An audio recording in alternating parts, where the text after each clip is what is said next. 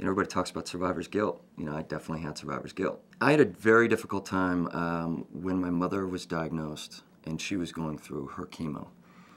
I wanted, for a long time, probably for the 2 years that she was going through it, I wanted my cancer to come back.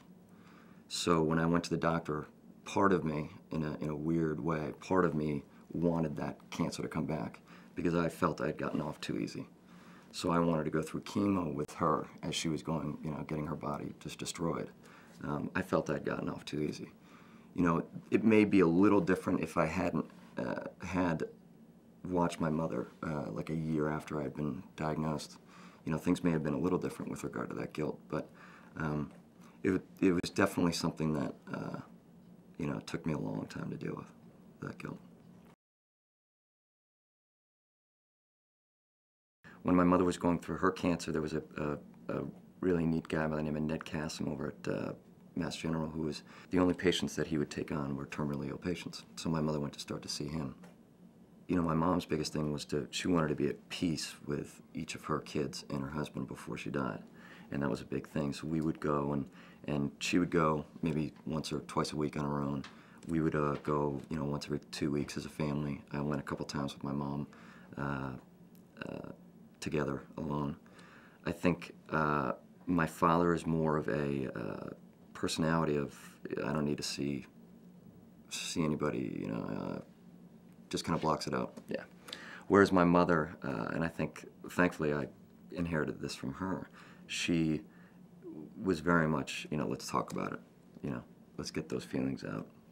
Let's deal with these issues that I want to deal with. Because originally she had a tough time. She did get mad. She got really mad. She would give an analogy that she felt like it was a big bully on the playground, and the bully was coming to kick her ass. And she felt that she couldn't really have a fight because it was really, she was diagnosed at stage 4. Lung cancer was in her brain, was in her bone, was in her lung.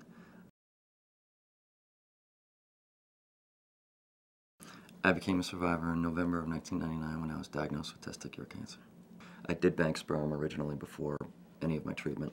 So that was kind of an interesting experience in of itself. It was actually here at Brigham and Women. I was going in and, going into this hospital room, and then, the nurse gives you the cup and you go in and you do it. And I think I did about 7 times. It was actually kind of funny because my mother, was going to get, donate sperm.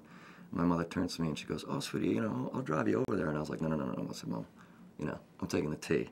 So the last thing I could think of was like getting out of the car and giving my mom a kiss and going to do what I had to be doing. So I'll take the T, Mom. I need to deal before I get there.